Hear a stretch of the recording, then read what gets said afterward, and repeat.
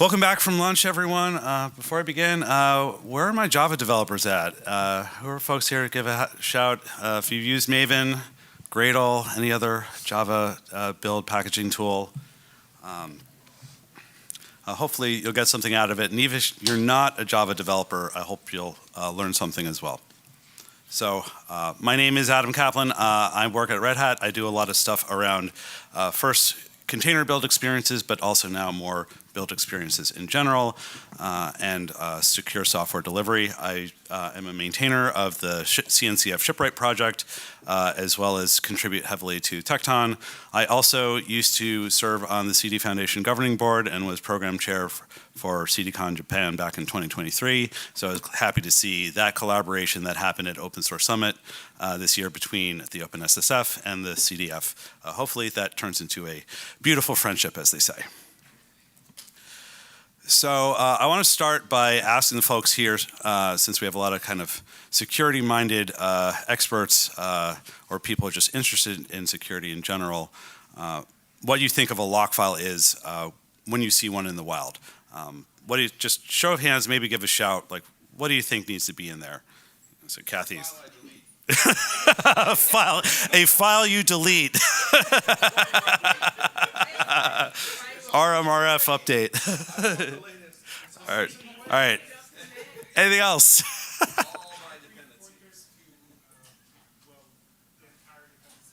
Concrete pointers to the dependency tree. That is a good answer. A snapshot of what is in your software. Those are great answers. The truth of the matter is, for a lot of us, it's probably we know one when we see one, but we really don't have a good definition. And thankfully, I'm not the only one who had that question. So researchers at the Université de Montréal and the KTH Royal Institute of Technology, they had the same question and they sought out to seek that answer. So they did a bunch of research last year. The article was actually published this year in the journal Empirical Software Engineering called The Design Space of Lockfiles. What they did is they took a assessment of the various package management ecosystems across Python, JavaScript, Go, Rust, as well as survey developers to ask not only what is in a lock file, but also what makes a good one versus maybe a not so good one. So what they found in their research is this: there's kind of like three pillars of what makes a good lock file, or at least this was what I took from the article. First was that you have a full documentation of what is going into your software. It has all the dependencies that are in your project, and that it lists the provenance of where those dependencies came from. The second part is having some way of verifying the integrity of all of those dependencies. Almost all lock files are using checksums. Some also support using signatures, but the bulk are using checksum verification to ensure that the content that was downloaded was expected. And the third and probably the most critical piece of it is that if there is a lock file, it is something that is generated automatically by the tooling, and it is on by default, and it is a thing that the build tool uses to then assemble the artifact. But after that, there's sort of wide divergence into what actually goes into it and which different types of lock files are out there. And I'm kind of picking a bit on Python and JavaScript because they probably have probably the widest diversity of tools and are taking different approaches to it. So with Python, we've got multiple package managers. They are not only consuming different definition files, but also producing different outputs for the lock file. Thankfully, the PSF does have a standard so that these tools can actually come to agreement on what the lock file is, PEP 751. However, that hasn't rolled out yet to the different package managers yet. Hopefully that comes out pretty soon. JavaScript's kind of the inverse, where they're using the node package.json as the project definition file, but then the lock file that comes out is widely different.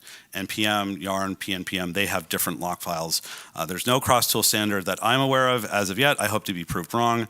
But maybe someday they'll follow Python's lead.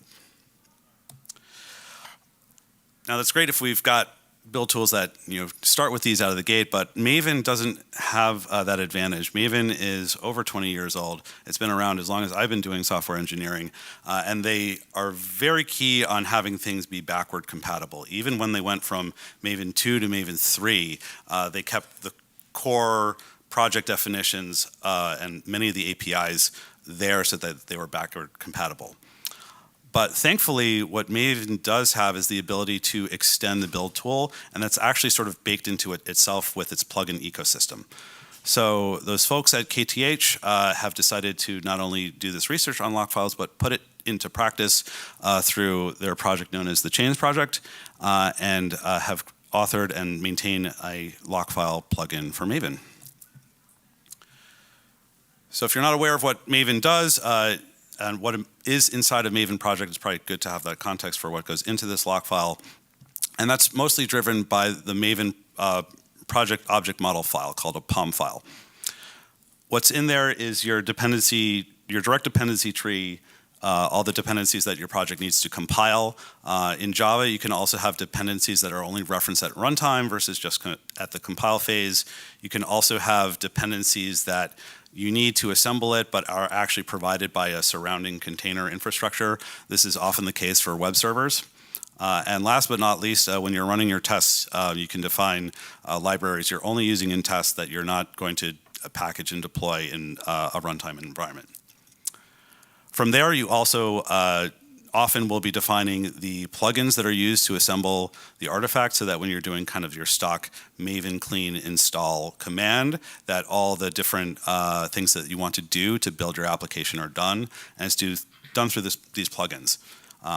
Everything in Maven is a plugin, even from cleaning out your build tree to generating and compiling the artifacts, the documentation, automated tests, everything is a plugin. Lastly, it's very common that Java projects get very large. Mono repos are extremely common. So one of the challenges there is you've got lots of projects, lots of different dependencies. You want to have similar dependency trees across projects so that they're compatible. Many Java developers know of an issue known as class path hell, where if you have two different versions of a dependency that are in your path, the runtime will fail. So you don't want that. So hopefully, so what we've done with the Lockfile is the plugin. You can add it to your project as a standard part of your POM XML. You can put in the configuration that you want that's used every single time. You can also invoke those through command line system properties. You can generate the Lockfile in isolation. You can also have the generation be kind of part of your build process. There are also goals that let you validate your dependencies. You can also generate what's known as a frozen POM that includes the full dependency tree that's in it. So this is what the Lockfile looks like. It identifies what the artifact is, its parent POM. This is one of those ways that you define what your actual dependency tree could look like, which versions of dependencies you need. Another kind of flavor of that is known as a bomb POM, and so the plugin is able to fetch those and generate that information. And the most important piece is obviously those direct dependencies. And maybe if I'm able to fast forward a little bit, it'll also include the dependencies of your Maven plugins. So in the current state, we have, I would like to call an MVP, where the most basic, most common projects, you're able to generate a fairly accurate Lockfile that has almost your entire dependency tree, but there's a few parts that we can solve and some things that are probably harder to solve. So the first challenge we have is what I like to call aesthetics. Right now, we are writing the full tree that has a lot of redundant information. The example that I was showing you is for a Hello World Spring Boot application. It's a very common web framework in Java. Very small project is producing over 34,000 lines of pretty printed JSON.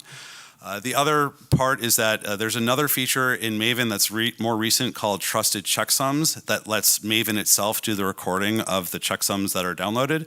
Right now, we're not integrating with that, but there's a feature on the GitHub repo where I think that we are discussing how to do this. The more fundamental issue is that when you're dealing with plugin dependencies, not all of them are necessarily statically defined. Many plugins actually have the ability to compute their dependencies at runtime for specific needs. The most common one is the Surefire plugin, which almost every developer uses to run their unit tests. That one dynamically determines which libraries it needs, because otherwise it runs into this class path hell problem. The last bit too is the ability of these lock files to be updated. That's probably one of the key things about making it successful, is that it's easy for tools to update this. Right now you can do this with Renovate Bot if you are running it yourself and you're configuring the plugin to be allowed to be run as part of the dependency update process. GitHub does not support this yet. However, when I was talking about that yesterday, there was an engineer from Microsoft who came up to me and said, hey, let's see if we can make something happen. So that's maybe one of the value of these conferences, is that we can get together, talk about these issues, and find solutions. If you want to learn more, here's the actual formal citation of that article that I referenced.